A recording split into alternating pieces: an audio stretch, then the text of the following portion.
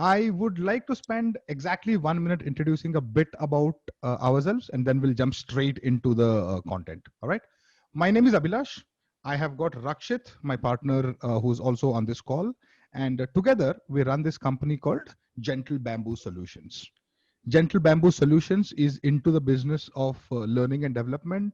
We do tons of corporate training sessions, starting from all the way from people who are associate, senior associate level, all the way up to managers and directors. What we also do when once in a while when the pandemic starts is we second guess our love for PowerPoint and Keynote, and we realize that these tools were never made for training sessions to be delivered in a virtual environment. And because I come from a very strong programming background, I run a software company also. I decided that I want to build something. And while doing so, we came across some ideas which we have conceptualized and turned into something called a GPS framework.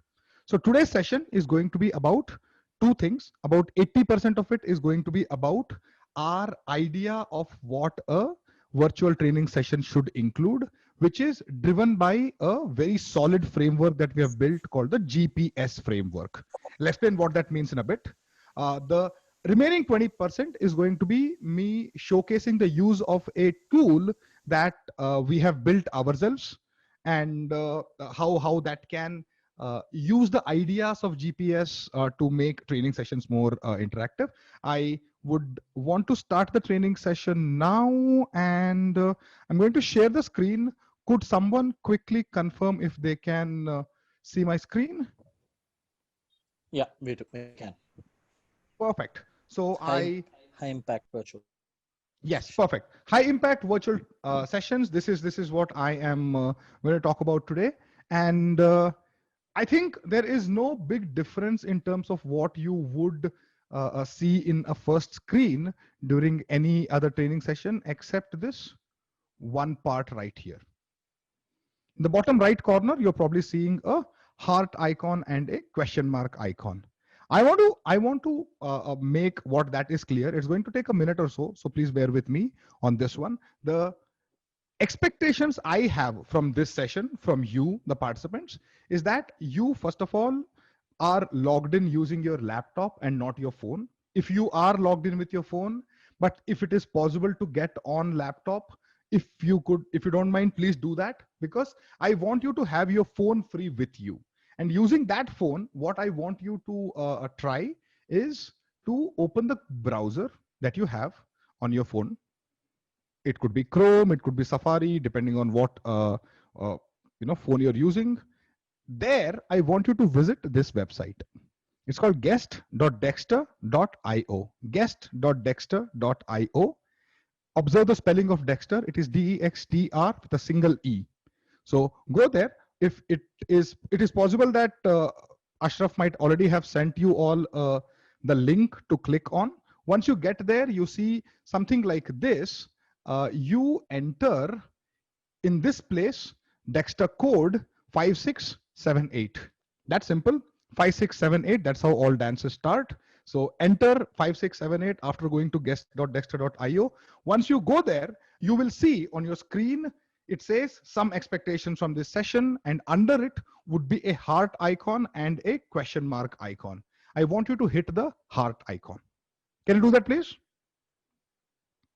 I want to see all of you are here. If you have any problem whatsoever, please ask in chat, and you should be able to get some response from Rakshit.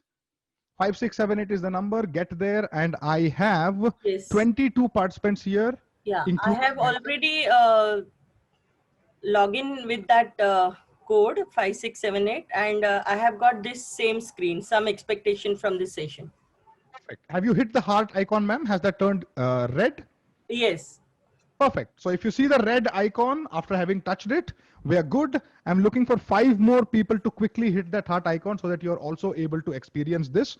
I will tell you why we are doing this. If this feels like an extra step, I will make sure that it is worthwhile. having that phone by your side, my first expectation is that you have your phone logged into dexter.io throughout the session. Okay. My second expectation is consider making some notes. I am going to talk about something that you're probably going to hear for the first time because these are our ideas. Just making notes might help you understand this better and be able to implement this in sessions that you do yourself. The third thing is that be willing to participate when requested. The entire session is about creating impact and driving engagement and participation in your session. It starts with you being that change and you bringing in participation into the session. I want you to, as you have hit the heart icon now, consider hitting that heart icon once more as the session progresses, or twice more, or as many times as you see that you like something, hit that heart icon. And finally, if you want me to pause, slow down, or repeat something, please hit that question mark icon. I will know when to pause. I am not looking at chat on Zoom, so you can unmute yourself and speak up. If you're uncomfortable, hit the question mark. I see that. I'll pause and I will wait for you to ask your question. I hope that makes sense. Dexter, logged in throughout the session, make some notes and be willing to participate and request it. That heart icon, if you hit in between when I'm talking about something, it feels nice that you are there and I'm not talking to some random laptop screen with nobody else on the other side. And that's that. Let's quickly get you to answer one question on your phone. What are some problems in virtual sessions? What do you think are the problems that you face in virtual sessions?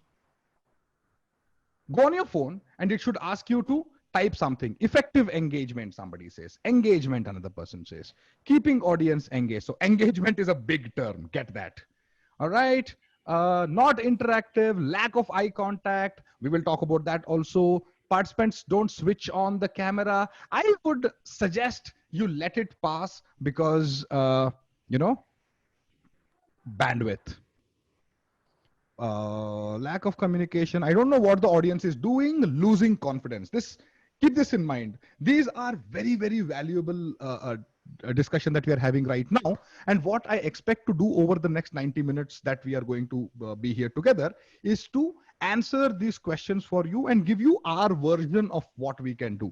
The only thing that I will not be able to answer is this question, the one of connectivity, because nobody has any control over that. Participants' full attention, understanding the behavior nuances, will get there, right? The pandemic that we are in right now, literally nobody in the history of the earth has ever experienced anything remotely like this. So let us not try to look back at a glorious past that used to be, but instead let us see, okay, we have been given a lot of power with technology. How can we use it to get not as close to as the classroom sessions used to be, but actually better than that? So that is going to be my endeavor. What I want you to do, the next thing is to enter your name. If you look at your phone now, right, on the top right corner, it should have an animal icon and a animal name, right? And that is what is being shown in the text box. I want you to quickly replace that with your name. The reason I'm asking you to type your name is that we are going to have some sort of a leaderboard here today. And in that leaderboard, we are going to see the name of the people who are performing the best in a quiz, right? I am going to type my name. I am right now called Brave Scorpion, and I'm going to replace that with Abhilash Purohit. That has come up. There is a Zealous Cheetah, Proud Walrus, Silly Beetle, Super Red Panda, Thankful Hummingbird. If you could all change your names to something that you can recognize and it is a regular human name, that would be very nice. And I will wait for 15-20 more seconds for you to quickly change that. Quick reminder: Zealous Cheetah, Great Goat, Proud Yak, Gentle Sheep. Quick change: Proud Walrus, Funny Jellyfish. 15 more seconds and I'm going to go next. And if you win in the quiz and your name comes on top as Gentle Sheep, you are responsible for that yourself. So, all right. 5 more seconds and I'm done. If you want to, you still have an opportunity to change it. I take that as a no. I respect that wish and I move on to the next slide. Okay. I'm trying to ask a few questions and collect some informations to see how well this session can be customized for the needs of today's participants, right? So some of you have already begun answering. What is your current situation? Is business a bit down? Is it as usual or is it better than ever? How has the pandemic impacted your business? Compare it to a year ago, 2019 October, how things were compared to how things are right now. I've got about 19 responses, and overall, there's a sense here that about 2/3 of us feel that business is a bit down. And this is not isolated cases, obviously, because the entire world is reeling under the impact of this, and we're all struggling a bit. And the question is not meant to ask you how the business is as much as it is to understand that we are not alone in this journey, that we are all part of a bigger group where everybody is struggling a bit. While that does not help me personally in any way to know that you are also struggling, but it builds a little bit of empathy and a little bit of confidence that it is not me alone who has a problem and everybody else does. That said, let us move on to the next question, which is, I have already asked this in general, but let's get a little more specific now. What is your biggest challenge with virtual facilitation? Is it adoption of technology? Is it engagement with participants? Or is it interaction between those participants? It is very much possible that they might be speaking to you, but they are not speaking to each other. And as you can imagine, this is a little bit of a progression. Once you are comfortable with technology, the next struggle that you will face is one of participant engagement. Once you're clear with this, typically you then struggle with making them interact with each other. The technology adoption bit, I might not cover in depth today. I might still talk to you and help you out in general. But overall, the two big things I want to address today are the two big 50% divide almost of participant engagement and interaction between participants. Thank you very much for your participation so far. I am going to talk a little bit now and then ask for more opinions in a bit. Thank you very much. This means a lot. Continue this kind of participation and engagement, and you will see that the session becomes much more useful for you. All right. In the next 60 odd minutes, we will try to discover a new direction for virtual sessions. Get the pun? GPS, new direction. That's what we're going to do. We're going to use this GPS and find a new direction on how we want to do our virtual sessions. Who is this session for? This session is for you if you are a facilitator or a trainer. If you are involved in corporate training, this session is definitely for you. If you do training for college students, or do training in various other things like yoga and whatnot, this training is definitely for you. The second is if you represent a corporate L&D team, if you're part of a corporate team and you are seeing quite visibly that participants who used to be engaged in classroom sessions are losing engagement and losing interest in training sessions that you organize or do yourself. This is a session for you. You can hopefully get some good value out of it. And if you are, like I was 8 months ago, an educator stuck in the virtual world, this session is definitely for you. Nobody wanted this. I didn't want it. I loved being the center of the classroom. I loved people all sitting in one direction and looking at me. And I didn't like the wearing the suit part, but it gave me a sense of a presence, right? And that was taken away from me, and I was stuck into a virtual world where the participant and the trainer all look alike because they're all just one box on a laptop screen. I am stuck like you are, and this session is for you. This session is for me and everybody who feels a little stuck. I want to change the perception that virtual sessions have to be like a distant cousin to classroom sessions. That's the real thing. We're just waiting here, biding our time. The moment the world opens up, we're all going to go back into classrooms. I want you to feel the power that comes with sitting at your home and being able to deliver impact for your participants. The GPS method then is this. G is for gamify. P is for personalize, and S is for socialize. These three words, gamify, personalize, and socialize, are something that we came up with when Rakshit and I were discussing, okay, what are we going to change? Because like everybody, the first few virtual sessions that we did not necessarily do these virtual sessions because the pandemic started. We had been doing virtual sessions for a lot of our clients in the past also, but we had a bit of a head start there. But when we started doing this on a regular basis, right, we started seeing that engagement had dropped drastically. People were unwilling to answer, unwilling to unmute and speak, right? And then we changed our mind and said we need a method. And that method, after many, many increments, is now called the GPS method. That is what I'm going to present to you. G is for gamify, where gamify means bake enjoyment into learning.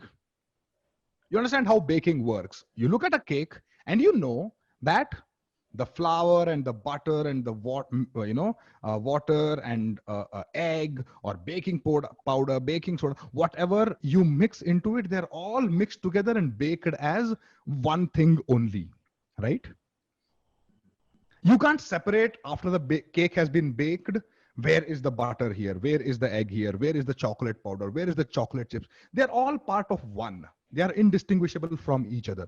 That's what gamification does for enjoyment and learning. We take learning, we take enjoyment, and we bake them together. The alternative is bolting it on. This is thinking, all right, now I have a training session for which I've been given these objectives and these outcomes, and let me do this. Let me first create the entire training session. Oh, this turns out it's a dry topic. Nobody is having fun in this.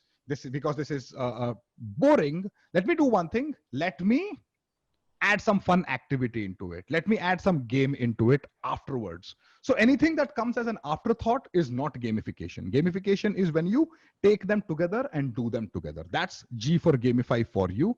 Then P is for personalize, where personalize means you allow learners to express themselves. It should feel, hopefully, as the session progresses, you'll start feeling it, is that I am not talking to 23 participants today. I am talking to you, an individual. This is the advantage that you have when you're doing a training session. I want the session to feel that there is me, there is you, the other 22 people disappear. It is as if I did everything that I do today only for you, an individual. And when you're able to do that is when you are going to get the feeling of personalization. Somebody has a question this early? We're only just getting started. Okay. The third thing is S for socialize, right? Socialize is when, now that I have your attention, now that I know you are here with me, what I am going to do is that I am going to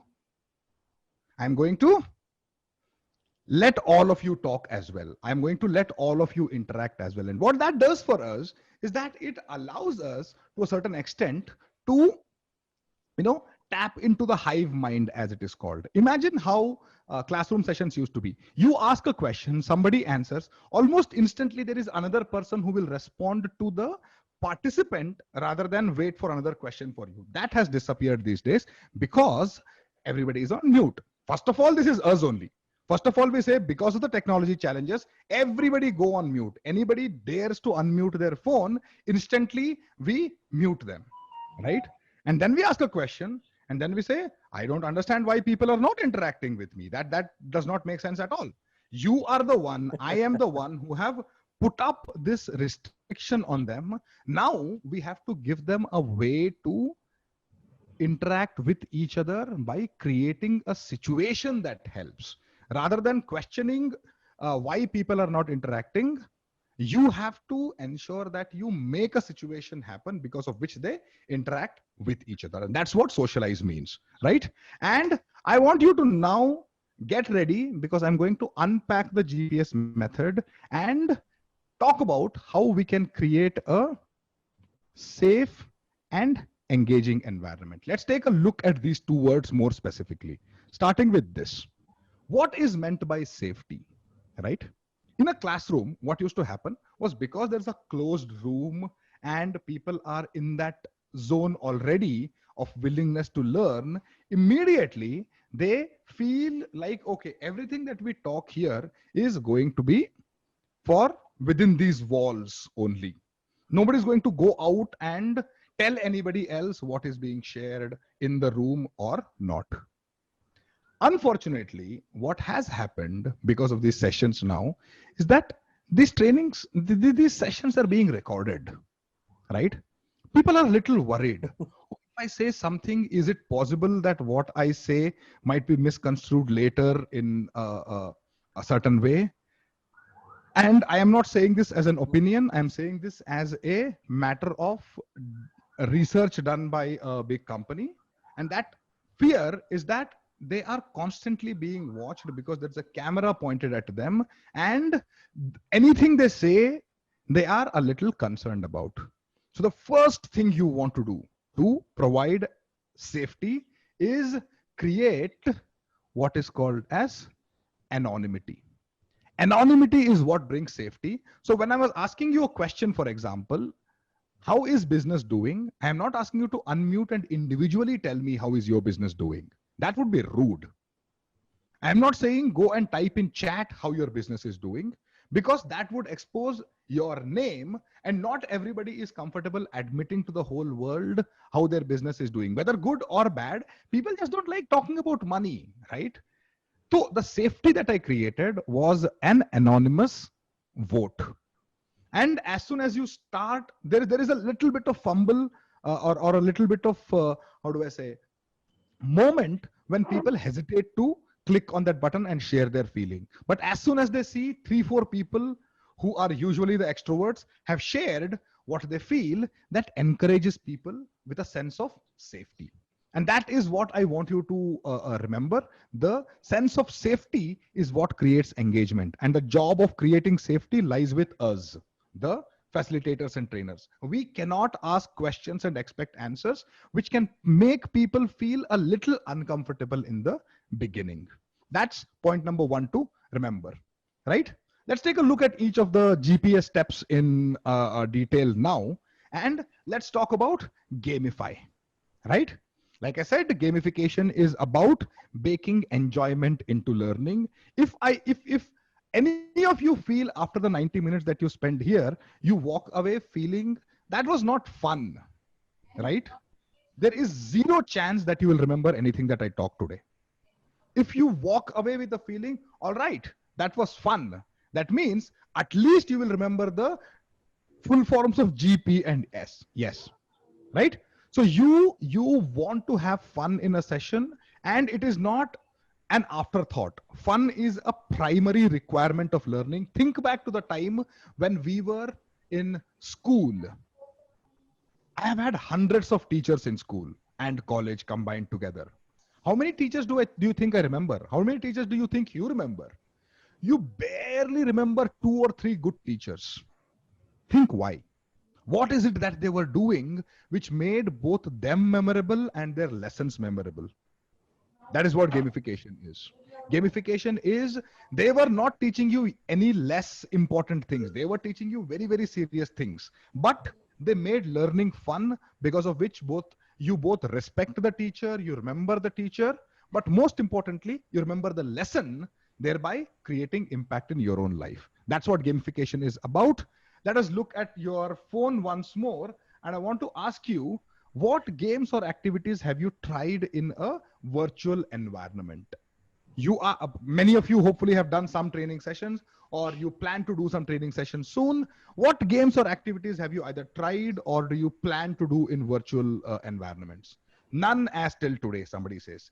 Thank you. That's a very, very honest answer. And hopefully I am going to give you 3-4 ideas today that are going to change that idea that you have not done anything. You can start doing it. None as till today. Here is my achievement that I've given for you for your honesty. Tambola quiz, picture quiz. Somebody says that's a good answer. Puzzles. I would like to hear more. Whoever has said this, that's a good answer. So what I'm doing now is that I am looking at what you have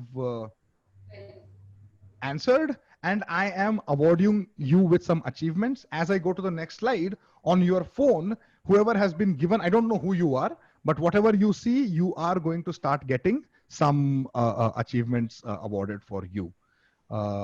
Effective listening game, I like that a lot.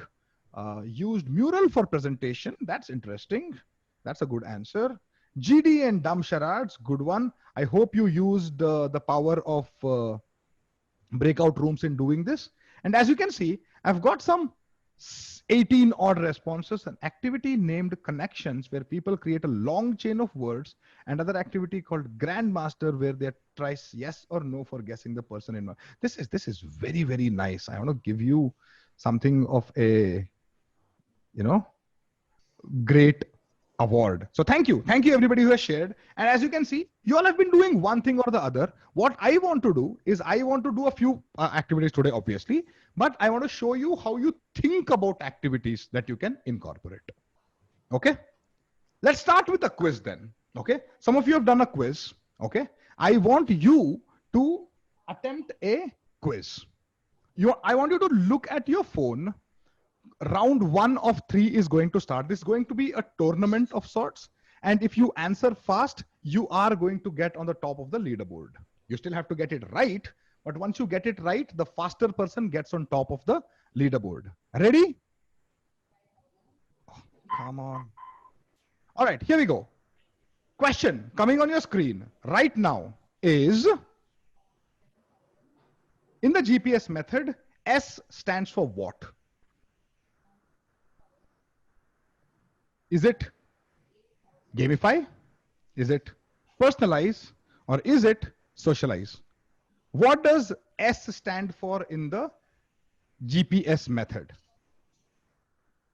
Give your answer. And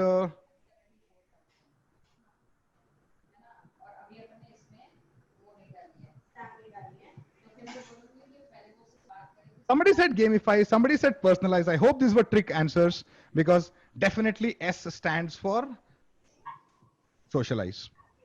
Okay, here we go. Another question coming up. This is going to be kind of silly after this question. Here we go. The question is, and I want you to get some quick wins. Okay, the other thing we want to do in a quiz is that we want people to get quick wins. They should start feeling like they are winning. What framework are we introducing today? Is it SOAR? Is it GPS? Or is it Plus?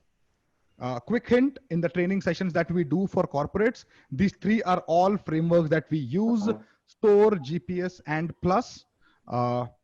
Which one are we talking about today? You've got about 10 more seconds to respond. Hopefully you've all got your answers marked in already. And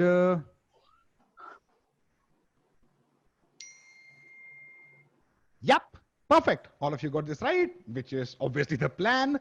And the quick lesson here is that whenever you are doing something competitive, you want to start small. You don't want to ask difficult questions in the beginning. You want to start small so that people get those quick wins and start using the, liking the participation itself, right? And here we go. Oh, I'll tell you what, there seems to be a little bit of a problem here. Rakshit, do you want to talk for a while I sort out what the problem is? Rakshit, are you there? Sure, Abhilash. Yes, sure. Talk about Bloom's taxonomy. Right. So one of the concepts that we'll be bringing up to you while Abhilash fixes that tech glitch. One of those things, right, where you think everything is perfect and then technology says, nope, not perfect. We use a concept called as Bloom's taxonomy, which we will be talking about over the course of the session as well. I just want to quickly get a sense from the room, and you can use the chat box to let me know how many of you are aware here of Bloom's taxonomy. Just say yes in the chat box if you are aware of it, if you use it, and if you do not, just drop in a no. Bloom's taxonomy, perfect. Yes, yes, no, yes, no. All right, no. Okay. Yes, a few of you who use it, a few of you who do not, right? Aware of it, but don't use it. Oh, that's a very interesting place to be in, right? So we will be introducing you to Bloom's taxonomy as well. The way we use it, would have loved to hear your aspect of it. Okay, interesting. Yes, we will share that. You had to study it in B.Ed. Interesting. Okay, and it makes sense, right? Because considering that. What is Bloom's taxonomy? At the end of the day, it's a simple framework that has two components to it. One that are called lower order thinking skills, another that are called higher order thinking skills. Lower order thinking skills are where you require your participant to either remember something, understand something, or apply something. Higher order thinking skills are when you expect your participant to go ahead and analyze a given situation, evaluate a given situation, or create something new out of that given situation, right? What is its use and what is its benefit? Now, in all the programs that we design, we Can you please repeat? Yes. Lower order thinking skills, which are I want my participant to understand a particular concept, remember a particular concept. I want my participant to understand a particular concept. I want my participant to apply a particular concept. Remember, understand, apply. Higher order thinking skills, where I want my participant to go ahead and analyze a particular concept, evaluate a particular concept, or create a particular concept. Analyze, evaluate, create. What does this mean? The expectation when I am designing a session, right, is that I need to be very clear of what are the objectives of the session. Meaning, I want to know what my participant is going to achieve at the end of the session and what the outcomes are, which is how is my participant going to apply it later? How is my participant going to use it later? And that is a concept that we will be introducing to you. I will let Abhilash explain it as the session progresses, because this particular session that you are going through, this one on GPS method, has the Bloom's taxonomy baked into it. Abhilash, over to you.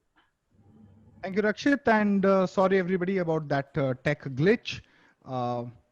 I stopped you at the answer to what framework we're introducing today, and the next thing was the leaderboard, and for some reason the leaderboard was not there, so I had to take a little bit of a break to readjust that, and here we are. This is where we stand based on the answers that you have given. This is our current leaderboard. Mr. Sarvana Sundaram, you are on top of the leaderboard with Rajshekhar and Farida Mesiwala all together at the fastest answer that you could have given. Then there is Naveen, there is Shreya, there is Aati, there is Kirutika, Santosh, Anita, Padma, Thankful Hummingbird. You're all in the top 10, and good job. The others are not too far behind. You've mostly all got it right. I'm the only one who has got one answer wrong, apparently. Anyways, so this once the quiz is done, right, basically the one thing that you really want to do is that you want to tell people where they stand with respect to the points that they could have scored. If you look at your phone right now, for example, right, if you look at your phone, it says leaderboard, it has that animal icon, it has your name, and it has the points that you have scored of a maximum that you could have scored. And once again, an option to like the page, right? The point here is this. The point is that you want the participants to get a sense of achievement, and you want to get that early into the training. And what then happens is that they feel much more obliged and much more interested to participate with you. That's the lesson number 1 of sorts. And since Rakshit already talked a bit about Bloom's taxonomy when I was setting the technical glitch right, this is what Bloom's taxonomy looks like. Like I said, the number of people who have not heard of it, I don't know how many of you are there. If you could quickly hit the question mark icon if you've not heard of Bloom's taxonomy before, I will see how deep to go into it. Basically, this is it. It goes in this hierarchy.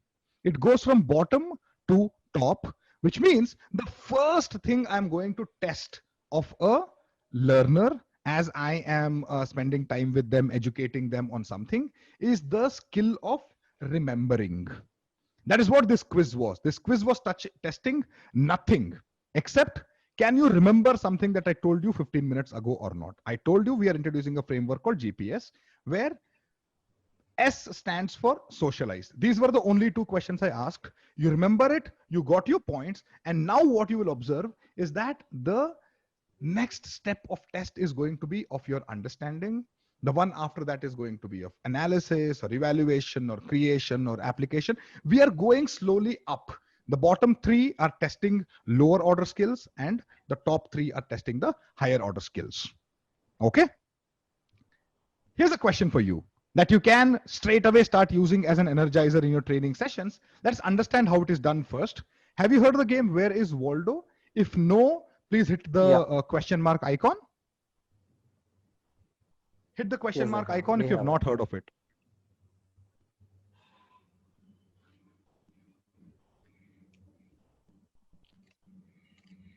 Okay, I see a bunch of you have not heard of this. So what I'm going to do is I'm going to take this time to kind of explain to you what the game is all about. Okay, this was a game that typically came printed into a book. This would be a book of lots and lots of people, and you had to find one specific person in it, and that person was called Waldo. Okay, let us play Where is Waldo? But first, who is Waldo? That's what we want to do. Who is Waldo? This guy right here, the one standing in and waving at you, this person is called Waldo. Okay, observe three key things about him and understand properly. One is that Waldo is always making eye contact with you. Look at everybody else, they're looking here and there. Waldo is making eye contact with you. That is the first way to identify Waldo. Okay, that's not enough. The second identification is that Waldo has to be wearing a horizontal red and white striped shirt. Get it? Making eye contact with you and wearing a shirt which is red and white horizontal stripe.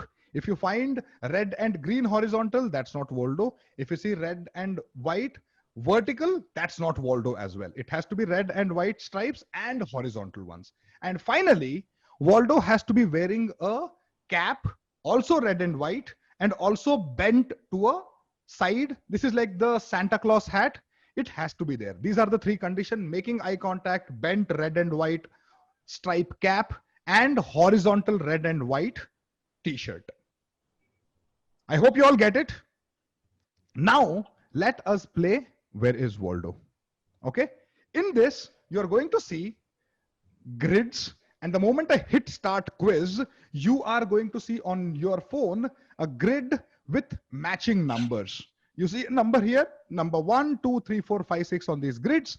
Waldo is either in number 1 or in number 2 or in number 3 and so on.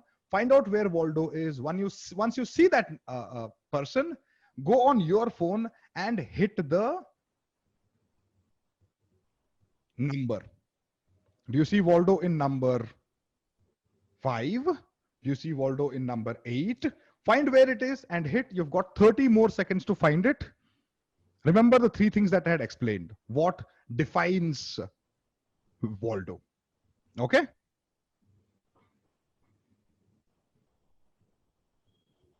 $15 more seconds. If you have answered, good job. If you have answered and found out, oh my God, this was not where Waldo is somewhere else, no problem. But I hope many of you have got the answer right. We have got 3 more seconds to go and done. If you can see, Waldo is in number 14, which is the only one covered with green.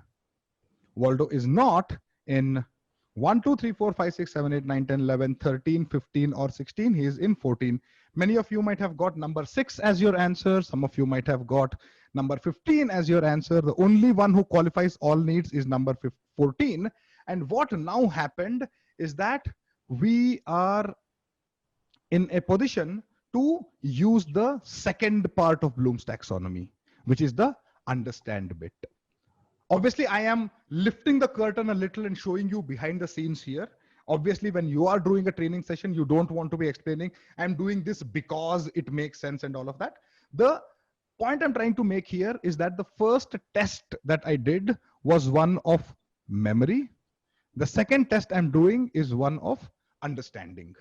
I first took my time to explain to you who Waldo is. I checked whether you already know Waldo or not. If not, I explained the 3 ways in which you can identify Waldo. And finally, once you have understood it, I immediately tested your understanding, yes or no. What has now happened is you had to think a little longer. This question was not as basic as what is the framework we are talking or what does S stands for in GPS. This is you either understand it or you don't. Once you understand it, are you using that understanding to actually make some extra effort or not? And this is how you test the understanding. And as you're going up this ladder, remember that your participants will get bored if you're asking basic questions, and they will get frustrated if you're asking difficult question too soon. The right balance is start easy and slowly ramp up the difficulty of the questions that you ask. And that is what the ramp of Bloom's taxonomy is all about. I hope that makes sense.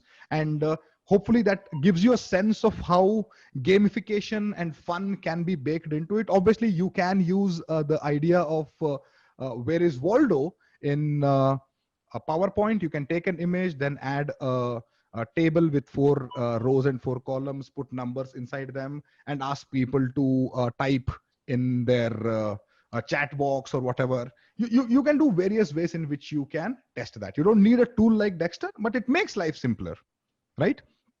And what we are going to do is we are going to explore some ideas now around P and S also. But remember that you can do a little more than this to gamify your sessions. You can use the concept of points, badges, and leaderboards, stuff that we have already done. I have given some achievement badges to people who gave good answers, which encourages more people to give better answers and the same people to keep up because they can earn more badges. I gave you points for participation in a quiz.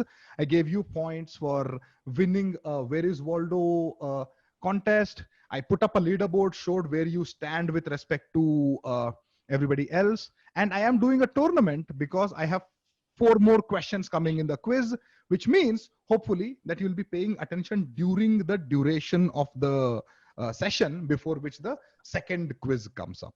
So this is one way that you can gamify. The other thing you can do is create levels in your learning content, which means when people learn something, they now qualify for the next step and next step and next step. Humans have this tendency to want to win, right? I have a 5-year-old son who was just knocking on the door, because of which I had to go and close the door. That kid who doesn't understand anything about what, winning or losing is, still wants to win at everything.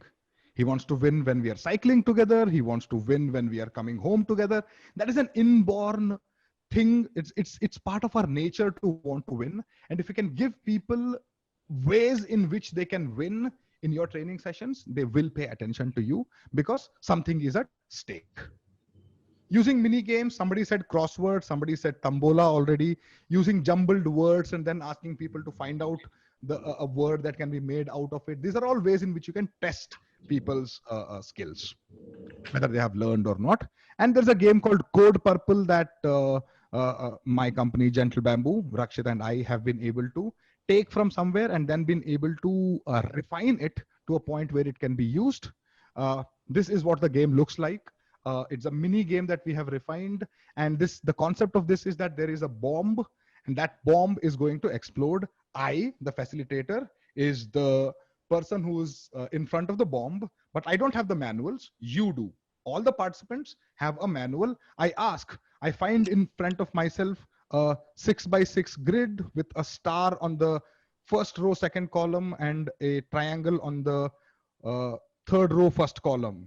What do I do, right? You look at your manual and you tell me, and this becomes an exercise in which people are working together to help me If you get it wrong, the bomb is going to explode. I want to go from there to there, and I want to go in a specific order. I want to go from here to here, and then I want to go up and then left and so on and so forth. And if you get it right, everybody wins. If you don't, the bomb explodes. It's a lot of fun, and we use it in doing a lot of meaningful sessions, right? That's Code Purple. That's gamification. I hope that makes sense for you. Consider baking enjoyment into your learning. Don't make enjoyment an afterthought. Enjoyment should be thought of along with the session plan itself.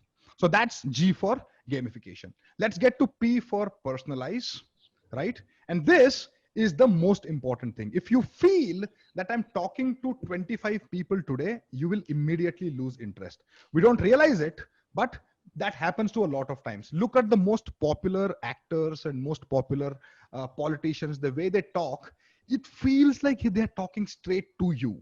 It feels they're talking personally to you. There is the story of, Krishna they talk about in Ras Leela, right? Where all the Gopikas felt that he was dancing only with her. Everybody felt like that. And that is the job that we have as facilitators, where it should feel like I am making eye contact with you. I am talking to you. Because now we are all separate. We are all sitting in our room. If there were 5 people sitting next to me, I can make eye contact with others. Now it is just you and me as far as the training is concerned, right? Others are there, but they're in their own homes. So now the job is to personalize a training session for them. I want to ask you a question. Look at your phone and tell me, how did your learners express themselves in your classroom, not the virtual classroom? When you were doing sessions in the physical classroom in the presence of everybody, how did they express themselves? Look at your phone. Give me an answer. Somebody said body language. Good job. Facial expressions. Spoke answers. Yeah. Laugh, nod head. Active participation. See, all of this can happen if we are willing to accept that some things are just not possible. For example, raising hand might be possible in a training session, but imagine what I'm doing right now. I have my entire laptop screen filled with this presentation. I know I can ask you to raise your hands in Zoom, right? But I am not seeing that screen. So what's the point of asking the questions that I can't see? And if I look at that, I'm not focusing on my presentation. So what we have to accept is that learners express themselves in a lot of way in the past, and we have to be mature enough to accept body language is gone, raising hand is gone, facial expressions are gone. What are the ways in which they can interact now? What are the ways in which they can express now? That heart icon that I showed, that is one way. The type an answer into the chat, that is another way, right? These are the ways in which you get to express themselves, and people need to feel they are, I like this answer because you are like all the one shared so far. That's very nice. So my point is that personalization now has changed entirely from how it used to be. And the sooner we accept it, the better we are going to do. If we are still stuck in the past where we talk about, oh, I had, facial expressions, I have body languages, people spoke all the time, that those days are done. Okay, let's move on. Let's move on from that, and let us embrace the medium for what it is now. And this medium is, for example, the colorful way in which you're all talking, the way I am presenting. This is a way of expression. Somebody put in a smiley here. That is a way of expression. So you want to learn and accept what are possible now. Okay, let me try this. I do a training session called decision making, and I want to give an example of how I do it now compared to how I used to do it in the past. Okay, I'm going to take a simple story and I'm going to make it personalized specifically for you today. Okay, I'm not talking to the other 23 people in this room. I'm only speaking to you individually now. Okay, let us personalize this story for you. This is called the trolley problem. Have you heard of this? If yes, as usual, hit that heart icon. If no, hit the question mark icon. Have you heard of the trolley problem? It is, like I say, a matter of life and death, right? Many of you have not heard of it. It makes me happy because I'm now going to introduce you something which is going to be so impressive that you would want to use in your own training session sometime soon, if the situation fits, that is. The trolley problem is this, ladies and gentlemen. The trolley problem is that there is an out of control trolley on the track. Imagine a railway track, and the railway trolley is out of track and it is hurtling down that track. Why? I don't know, because the driver is drunk, the driver has fallen off, the driver is dead. Doesn't matter why, but the trolley is out of control. It cannot be stopped from inside. That's what the situation is. Now, the 5 innocent workers who are 30 seconds away from certain death, this trolley is going to run over them and it is going to kill all 5 people. If you wonder why can't they move, I will tell you why. But understand the situation. 5 innocent workers are just 30 seconds away from certain death unless you make a decision. You happen to be standing in front of a lever. If you pull that lever, you're going to change the track of the trolley. The trolley is going to go on the other track. Imagine it's going straight. You pull the lever, the trolley is going to be rerouted to another parallel track, right? You can make the decision to pull the lever. Only one problem is that there is one innocent worker on that track also. Make sense? 5 people on this track, 1 person on the other. You have the ability to pull the lever and reroute from 5 people to 1 person. You have one decision to make. Visualize how this looks. That is you, the sad faced person standing all by yourself because you have to make the decision. The 5 people cannot move because of this. If you pull the lever, the train goes here and 1 person dies. If you do not pull the lever, the train goes straight and 5 people die. You have to make one decision. Look at your phone and answer in 30 seconds whether you will pull the lever or not. Pulling the lever, 1 person dies. Not pulling, 5 people die. If you wait for 30 seconds because you're confused, the decision is made for you. 30 seconds, the train is going to run over 5 people any case. So this is one of those situations where indecision or inaction is also an action. What are you going to do? 16 people out of 17 tell me that you will pull the lever, which is not surprising because we are nice people. I mean, if the decision is difficult, I don't want to put unnecessary pressure on you and think, how can you be responsible for 1 person's death and all of that? But because we understand that the life of 1 person matters less than life of 5 people usually. Okay, that's the nice people that we are. I want to put you in a slightly difficult situation now by asking you to look at this image. You are still the person behind, the sad person, and in front of you is a fat guy. There is no alternate track. There is no trolley now. Sorry, there's no lever now. The situation is still that the trolley is hurtling down, is going to kill 5 people. However, you can push the fat person from above the footbridge. You push that fat person. He is guaranteed going to be run over by the trolley and he will guaranteed die. But his weight is so much that it is going to stop the trolley in its track. These 5 people will survive. If you don't push the person, the trolley will guaranteed end up killing 5 people. What will you do? Will you push the person or not push the person? Remember, no ambiguity once more. It's guaranteed to happen. You say, 7 people say that you will push the person. 4 people say you will not push the person. Remember what changed here? Nothing. Absolutely nothing changed. The situation is exactly the same. The options are exactly the same. Your decision is exactly the same. Are you willing to let 5 people die, or are you willing to sacrifice 1 person's life to save the life of 5 people?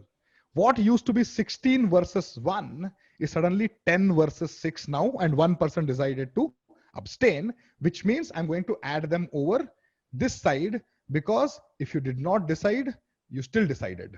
Your indecision is also a decision. So 6 people decided they are no longer comfortable pushing the person, although they were very, very willing to pull that lever. What changed? Think about it. There is no right answer to the question, obviously. Whatever answer you give defines who you are. And the first time I heard of this, the trolley problem, it blew my mind as much as hopefully it is blowing the mind of you. As you're seeing the results in front of me, I'm not making this up. If you go back and read more about it, invariably the results are like this. People who were very, very comfortable pulling the lever are no longer comfortable pushing the person. What happens in our mind? Why does our brain work in a way like this? Let me ask you a further bigger question. Hopefully some more people will come from this side to this. Same situation. What if you are a doctor, 5 people are dying of organ failure, and somebody with a fractured leg comes into your hospital? You have an opportunity to kill that person, the one with a broken leg, harvest 5 organs and save the life of 5 people.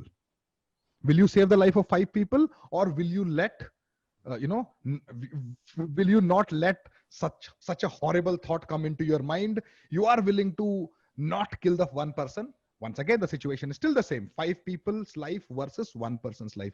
What is it about the human brain that does not allow us to make consistent decisions when presented with moral problems? This is a session that I do now. Earlier, I would, when I was in the classroom, I would tell them, all right, everybody, there is this concept called trolley problem. 100 people were asked this question. And when they responded, was 75% of them said they will pull the lever, but about 40% said they will push the person. The 35% people who migrated from this point to this point were, when asked to explain why, they could not explain why.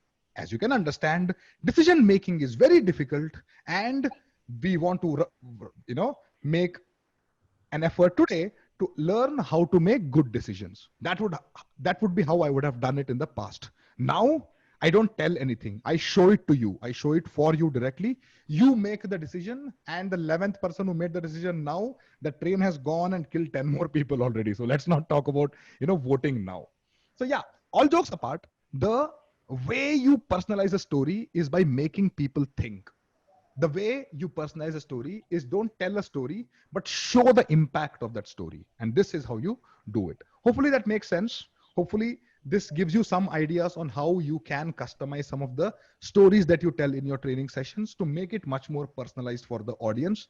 It feels like they are a part of the story. They are involved in this interactive story rather than, being just a mute listener to that story. That is how you bring back the interaction in your classroom. Anyway, I want to play a quick video about a 2-year-old boy and his super cool solution to the trolley problem. His father asks him, let me play this video. His father asks him this. Should we move the train to go this way, or should we let it go that way? Which way should the train go? The kid, being the smart kid who is smarter than us, decided to pick it up and put it on this side. All right? That seemed like such a great thing to do. Turned out he was much more sadistic than us. The grown-up ones decided to kill all 6 of them. As you can imagine, this is not something that I would teach in a classroom, but these are good ways in which you can break the ice. If anybody has a question you may want to ask now. Yeah, I have a question. Yes, please. I had heard the story in a different way. The train full of passengers actually. And so what will you do? Right. So the situation was different in that case. Right. The trolley problem is this, ma'am. The one that I told, that is a trolley problem. That what you have heard is probably a modified version of the same moral question. But this is not an idea which is just a simple thing. This is a thought experiment which was actually devised in the early 1970s and has stood the test of time for literally many, many decades now, where people have been asking the same question to audiences and always invariably getting similar responses. Okay. Okay. I just want to share it because I heard in a different version. Sure. Abhilash, Thank you so much. Abhilash, I have a query, please. Yes, Santosh. Abhilash, so it's very clear that there was a shift of people from the first situation to the second situation. Right. Correct? But was there a conclusion arrived at as to why people shifted? No. No. So how do you conclude this exercise? You conclude the exercise by saying, imagine if you cannot explain to yourself why situation A and B are different, let us not pretend that we understand everything about decision making. Let us talk about when situations are within our control, how can we apply some of our ideas to make better decisions? There is no answer to the problem. The trolley problem is a thought experiment primarily because nobody can explain why. You might give an explanation, right? But it is not possible to put in so many words why the same problem, same outcome, same options feel like two completely different things, where pulling the lever feels like doing something for the greater good, whereas pushing the person feels like cold-blooded murder. Why does that happen? The human mind is messed up that way, right? I don't answer the question. What I do is I keep digging deeper and deeper and deeper into it for at least 20 minutes. Obviously, I don't have the time to do that today, but what I try to do is conclude the situation by saying decision making is difficult, full stop. Does that make sense, Santosh? Okay, Abhilash. Thank you. Yeah. Thank you. And once again, like I said, this is once again our idea of how to apply Bloom's taxonomy and use slightly higher order thinking skills. Imagine if I had given you this exercise right at the beginning of the training session today, you would have been a little overwhelmed. Like, oh, this person is asking too much of me too soon. But since you came along a journey and it's been like almost an hour since we have started talking, you are now willing to push yourselves a little more. And that is what we advise as well. When you're doing training sessions, ask the more difficult question, ask for more involved interactions a little later in the session, and go up like this, go from remember and understand to analyze and evaluate over a period of time. I hope that makes sense. And you can also encourage personal expression by asking people to make notes and doodles in a certain fashion. You can ask people to use their cameras and backgrounds creatively if that is your kind of style. You can use polls and private chat. You can do your ways in which people feel like they have a bit of a personality. Cool.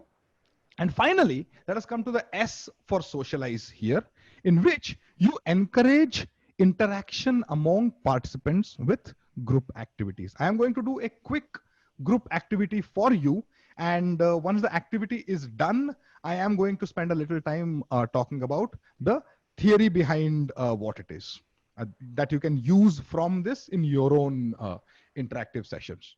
I hope everybody has got your phone back. If you had for some time gotten out of Dexter, now would be a good time to come back into it. Guest.dexter.io 5678, get back, because we are going to do an activity unlike anything that you would have done before. And that activity is one where we have a common canvas. There is one canvas on which we are all going to try and paint a little with colors that we can add from our side. And what emerges out of it is an art that we have all built together. Okay, here we go. Let's build something together and observe this for 2 seconds before you do it. The problem statement is a 12 by 12 grid in which 1, 1, 1, 2, all the way through 1, 12, all the way to through 12, 12 are given. And 1, 1 says silver. If you look at your phone now and tap on show cell numbers, the blue button on your phone, what will happen is those same numbers will come on your phone as well. The next step to do, as some people already started doing, is find out which one is silver color and hit on 1, 1. If you do that, your color that you've put on your phone is going to appear on my laptop. And now everybody has the freedom to do what they want here. Okay. You want to play along with the rules, go ahead. If you want to disrupt a bit and do something else, do that. Don't overdo it, but you are free to do whatever. And whoever put the last color is the color that is going to show up. Okay. Now, the test is, can we all collaborate and build something together as per the problem statement or not? Okay. I am going to take a break and stop talking to you for some time. If you can do it without talking, great job. If you're unable to, feel free to unmute yourself, speak up, and create a strategy on how you're going to address this problem. Your time starts now. Hey guys, hi, my name is Naveen Sridhar. I'm just kind of exciting. This is really exciting. Can I ask you all, can I take over silver if that is fine with you guys? Yes. All right. Yes, I can That's take great, over. guys. I So, can take over yellow if you want. yeah, sure. Another idea. My name is Smita. And could we have Hi, Smita. for the earth, some trees and the sky above so we could build a picture?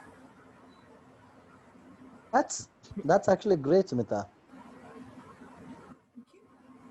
So, Yes, Smita, as you it could turns either out, build something completely new, or you could use the problem statement and stick to it as a team. I leave the freedom to you all to decide what you want to do. that's great. Thank you so much. And I for one go with Smita's suggestion where we can build something. So as we all can see, something like that. Yeah, tree works well. That's a great idea, Smita. Already the platform is ready. Red color. So then we'll have to do greens now. Yeah, We'll can we have- use more of green? Yeah. Yeah. More of oxygen, so we can use more of green. All right. I think I will still stick with my silver, and probably I'll start going with the cloud behind. Okay. That's great. That's great. You can also use white. I will Indicate make peace a ground is not required. for greenery. I think the maroon works for crowd.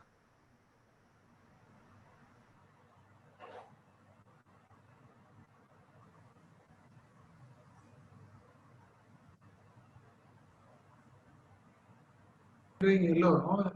Doing blue. You also have the 5 elements, which is very, very necessary, no? Like water, fire.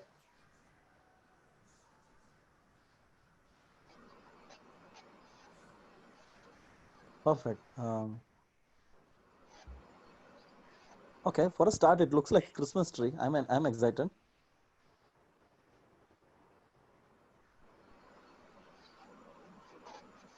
Okay, so the All color right. gets, overwritten. On the yes, Yeah. on the left side top corner, can that 3 by 3 remains the same? I think it looks like a cloud at backside, the sky at the backside. Yeah, so that maroon has to go off, right? Yeah, the left top corner. Left top corner. I think the 3 by 3 matrix of the blue can remain the blue, I guess. Yeah.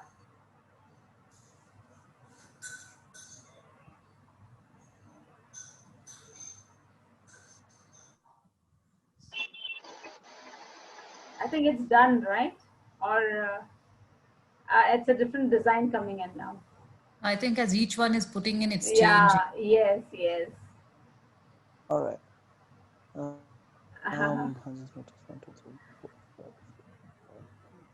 Okay. Yeah, I believe it's a 12 by 12 matrix. Is there any way we can we can segregate it within ourselves so that we'll be able to come up with a common result? Yes, you can. I am just asking you to unfortunately hurry a bit though, as much as when I do this session in a team building exercise of sorts, we give about 45 minutes to this entire exercise. We give complete freedom. Oh my God, okay. We do have a bit of a schedule to stick to now. So if I may ask you to wrap this up in exactly 2 more minutes, that would be nice. Okay, this is Inder here, and if I see it right on my screen on my mobile screen, it looks more like a cup, a trophy cup. So if you guys can start imagining a trophy cup, that is how it's going to look like. by the time yeah, it ends. Yeah, that's perfect. No, but in there you are only That seeing was it. it, what colors you have punched in. You'll not get the see the whole thing, right? No, I was fast enough to go with the problem, as in, you know, what it says. Like if silver is silver and there's a box that says yellow, there's a box that says purple, there's a box that says. Okay. It is coordinated. So I went with those colors that are given on the sheet, and it looks like a cup. Okay. It is very much a trophy. It's a trophy. You know what, guys? I think we have to hurry up a bit now, unless you're all willing to stay back for 5 more minutes, in which case I'm cool. But or while you're doing it, let me explain the theory of why we do this. This is one of those times where, like you saw, without too much prodding, you were willing to start talking to each other and do something together. So the idea here is to create something, some sort of a challenge, which is either not possible to do individually or is much more fun when done together. It's kind of like Antakshari. I and you alone, two people can play Antakshari, but where's the fun in that? The fun is when we all do it together. So you want to think hard and create situations in which activities are fun only when done together, and then empower your people to take control away from you. I was willing to even step away from the camera for a while just to ensure that you were able to do this all by yourself. The only reason I swear I am asking you to hurry up a bit is because we need to cover some more ground. But when I am doing an actual training session with my corporate clients and participants from there, we do not hurry this at all. We give them full 40 minutes to just talk to each other, come up with ideas, what you want to do. Okay, the tree is done now. What else can we do? So we let them explore that creative side as well as the collaborative style. I hope that makes sense. And unfortunately, I will have to move to the next slide now. I hope you pardon me for this. Yes. All right. Can I ask you a question? Yes, yes. Yeah, Abhilash. How do we do this online? I mean, it's a virtual. So like this is on the app, right? Dexter.io. Yeah. We'll have to use this app to get this thing done or something, or is it available? I got the question. I got the question. The quick answer to that is you do not need Dexter app to do it. It is much more fun, much more easy to pull it off with an app built specifically for it. But as far as I am aware, there is no other app which allows you to do this. Although before I built the Dexter app, I used to use a shared Excel sheet or a Google sheet to do this. Okay. This is exactly how I used to do it, except it was in Google Sheets. As you can imagine, you can create one side with text on colors on it and the other color where people just color it in using the fill bucket. Yeah. Okay. All right. I will answer more questions as we finish this session and hang out afterwards, if you don't mind. Thank you. So, like I said, we have now finally come to the top of the pyramid, which is the create. Now you would feel, I would predict that you feel a little more comfortable with me as well as with each other, because strangers though you are to each other, you were willing to talk to each other and kind of come up with a strategy or a plan on what we want to do, what tactics. I take silver, you take, red. Let's build a tree. Oh, this is looking like a Christmas tree. All of these were things that came up all by yourself. And because you co-created something, chances are that you are going to feel that you want to interact more with this bunch of people. So that is the kind of power you may want to give your participants. Okay. You can also promote social learning in your sessions by using chat box, whiteboard, annotations, speak up. The sky is the limit with what you can do with annotations. You can have some sort of a, jumbled words and then ask people to type in the right word, give a whiteboard and then say, whatever we just did, instead of saying tap, tap, tap and fill by colors, you can say, okay, this entire annotation is your common canvas. Let us start painting all together. Let's try a scenery on this. Let's try something else on it. Then what happens? And whenever I say this, somebody is always tempted to annotate on the shared screen. No, I have turned it off this time. All right. So anyway, so that is that, letting people to speak up. breakout room discussions, asking one of the participants to take over the presentation from here and do it, using something called a mega game. These are various ways in which you can promote social learning. In all this, I want you to remember one concept though, and that concept is called Kaizen. And the concept of Kaizen is this. I'm not asking you to go from here to here in one jump. I'm saying start here, then go one step, take a break. Are you comfortable? Cool. Let's go to the next step. Let's go to the next step after that. Let's go to the next step after that. And what I'm doing is I'm letting the learning sink in. So Kaizen is a Japanese manufacturing concept really, but the general idea is one of continuous improvement. Pay attention to Kaizen because you want your audience to continuously improve their amount of engagement. You don't start from 0 and go to 100. You start from 0, go to 10. Make sure they're comfortable with it. Go to the next step. Continuous improvement is the answer. The only way to get engagement out of a participation, of a training session, is to design with Kaizen in mind. I hope that makes sense. And finally, I want to present to you one idea that you would all agree with, which is that you could have the best GPS in the world, but you are not going to get too far without an excellent driver at the wheel. And that driver, ladies and gentlemen, is you. You are the person who brings in that flavor of the unique you to the session. 10 people could do these training sessions in 10 different ways. What I did was my style. You'd be thinking of how differently you would have done this session if you were in the position that I am sitting in. And I'm sure you would have done a better job, or if not a better job, a different job than I have done. Therefore, your uniqueness is very important. By the way, if your phone is stuck on the collaborative art screen, just hit on that refresh button and you will come along on this. We do allow you to play that game for a little longer, but a quiz is starting, which means just refresh the page and you will come along once again. Okay? Bring your unique you to the session. Some skills and tools that you already have are your experience, your stories, your metaphors. The 3 things that I shared today. Where is Waldo? Trolley problem, collaborative art.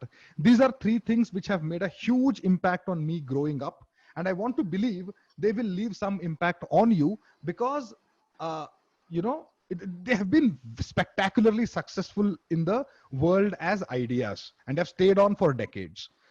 If you have experienced a moment of happiness or a moment of thrill in your life, bring that into your training session. Use points, leaderboards, quiz, polls. These are available everywhere now. Obviously, they are in Dexter. At the end of this session, I'll tell you how you can get access to it as well. But use them. This is statistically proven behavioral science that when you put people in a position where they can win or lose, they work harder than when there are no stakes for a session. Use PowerPoint and Excel for collaboration the way I did. Where is Waldo can be built using PowerPoint. Collaborative art can be built using Excel. The first one, the trolley problem, can be built using a regular poll. Use these available tools creatively for your benefit. Design levels with Kaizen. Don't put the collaborative art wala slide as your first icebreaker exercise. People will lose their mind. Nobody would understand what to do and they'll just give up. Put that towards the end where it becomes the most memorable piece of your session. Repeat for clarity, engage multiple senses. Don't just make them see what you're showing them on your screen. Let them interact with the phone if possible. Let them touch the mouse. Let them type something. Let them, experience different things. Play videos, play audio files. Various things can be done to engage multiple senses. And repetition for clarity is very, very important. Anonymity helps participants share at first. Give them a possibility of anonymously sharing their answers. Invest in technology and equipment. The equipment that I'm using now, for example, this big condenser mic that I'm using, make sure that my voice is crystal clear. I've invested in software that does noise cancellation for me.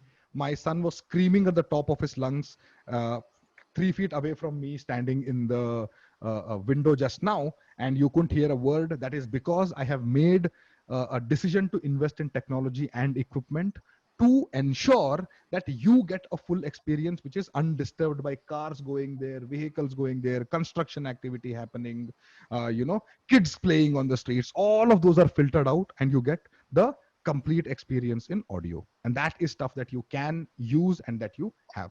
Invest in yourself, invest in courses, invest in hardware, invest in software, invest your time, most importantly, in all of this. And what will happen is that you will start standing out from the crowd. You will start becoming more memorable than other trainers who are doing sessions for that corporate. Memorability means that you will be called back. And if you're called back again and again, remember how the sugarcane juice, is made.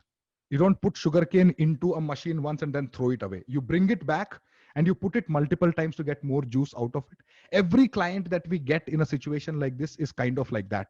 It takes a lot of time to create impact on one client, and then to lose that client because you are not memorable and go looking for more clients is not possible these days. So do the best you can by investing in yourself and getting the most value out of the training sessions that you do get by being a memorable person. I want you to look at your phone now. I am going to ask you for 5 more minutes of your time. Typically, we don't let the collaborative art game have a that go question. long. Just a minute. Yeah. Can I ask? Yes, please. I just had to go and come back again to this Dexter, but now my name has changed to Polite Fox. Is it okay? It is not okay. You would have lost. If you had a streak, you would have lost it. Which is why I kept saying you have to be on the platform throughout. Yeah. Okay. So is it fine? I'll just continue with this. Yeah, you can continue, but it'll be just different person. That's all. Yeah, okay. All right, here we go. The quiz is starting on your screen in 5 more minutes and we'll be done, people. So we are at 8:30. 5 more minutes exactly. I'm starting the quiz and here we go. What does Kaizen mean? Kaizen means learning and organizational development. Kaizen means a Japanese planting technique, or Kaizen means continuous improvement. What does Kaizen mean? Is it learning and organizational development, a Japanese planting technique, or is it continuous improvement? Once you have frozen your answer, in 2 seconds, you will see on your phone screen what happened to your answer. And we see the collective results of everybody saying continuous improvement. Whoever has said, the 5 people have said Japanese planting technique. Are you kidding me? Where did we talk about planting technique here? I'm sure you are playing along and it's all cool, but it is definitely about continuous improvement. Go step by step, exactly like how this graph looks now. You go on step 1, and then you go on step 2, and then you go on step 3. I hope this makes sense. The Kaizen thing. I'm going to go on now to the second question. It's on your screen now. You can use Dash's taxonomy to design learning levels. Is it Bloom's taxonomy? Is it Bloom's taxonomy? Or is it Bloom's taxonomy? Obviously, as you can imagine, I am only going with silly questions in this quiz, but you can either go this route, keep people engaged and having fun, or you can do serious quizzes with serious questions which have big stakes and all of that. Either ways is okay. You can use Bloom's taxonomy to design. Somebody said Gloom. Good job once again. The right answer is Bloom's taxonomy. And let me move on and see that Anita is on the top of the leaderboard right now, followed very closely by Naveen, Funny Jellyfish, Rajshekhar, Santosh Menon, Ati, Sweet Sona, Farida Mesiwal, Shreya Govind, Great Otter. Good job, everybody who has been here and who are one step below them. Let's get on to the final plug that I have for you. This is the action plan. If you like this one night stand, do you want to date? And by that, I mean, we have a longer workshop. That workshop is 6 hours long. It is on 17th and 18th October. And we have 3 hours each day that we are going to spend to dig really deep into GPS, understand how each and every aspect can be built, lots and lots of games and activities that you can use, lots and lots of theory that is going to make you a better virtual facilitator. The timing is 10 a.m. to 1 p.m. 17th and 18th of October. If you want, we can talk about it at the end. What you can look forward to is that we can dig deeper into GPS framework. We can design with impact in mind. We want to cause impact in the mind of our audience and our participants. How can we do that? Personal branding for the new age facilitator. We will talk about how you can build your personal brand, stand out from the crowd, and what has changed, what has not, and all of that sort of stuff. Understand what the learner journey is, what the trainer journey is, how we can all meet in between together so that the trainer and learner both get the most value out of the sessions. What else you will get out of that training session is a virtual facilitation checklist and some templates you can start using immediately. You also get an ebook written by Rakshit and some contributions from me. It's called the A to Z of virtual facilitation. That ebook is worth its weight in gold, even if I say so myself. You'll get 4 mini virtual games to plug and play. You will get complimentary access to Dexter.io, this tool that I'm using, full access for up to a year. That's what we have. And just before I end, I don't want to end with the plug. I want to end with a quiz. Let's look at that quiz once more. Get on your phone. Hopefully you're still there. Start the quiz. What is the name of the tool we are using for engagement today? Is it Dexter.io? Is it DD? People who know Dexter's Laboratory will get this joke. If not, don't bother. The third one is called I will only use PowerPoint. These are your options. I hope you pick the right one. And the right answer, obviously, as you can imagine, is Dexter.io. I have 5 seconds to prove to you that that is the right answer in this question. What is the name of the tool we are using for engagement? This is a tool built by us and used by us. Everybody has got Dexter.io. Thank you for answering honestly. Last and final question. You cannot get this wrong. That question is, how was the session? Was it good? Was it great? Was it amazing? How was it? And if you have not scored a single point so far, like me, this is your opportunity to score some points. And again, as you can see, I am living up to the ideas that I'm preaching here. I am using GPS throughout my session. I'm using Bloom's taxonomy throughout my session. I'm using Kaizen throughout my session. I am using quizzes and tournaments and everything that I am actually preaching. I am practicing that as well.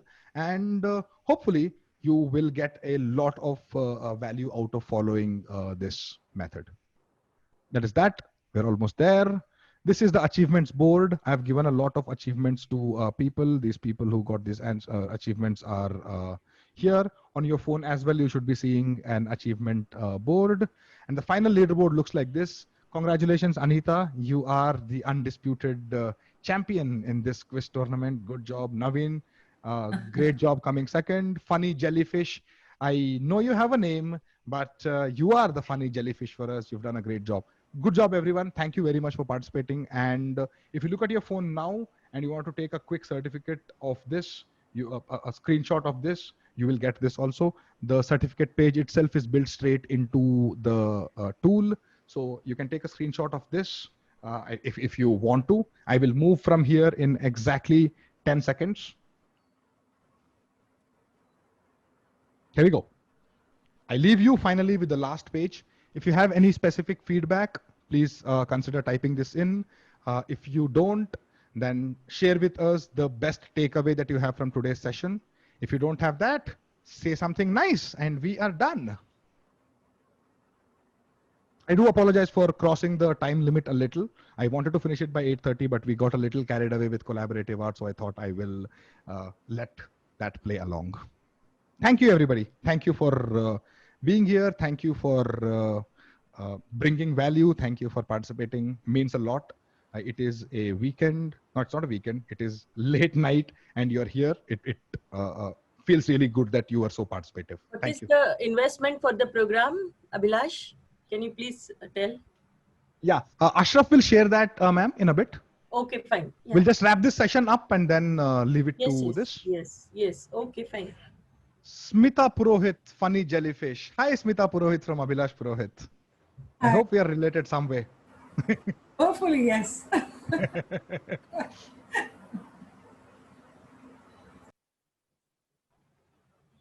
Yes, not techie guy.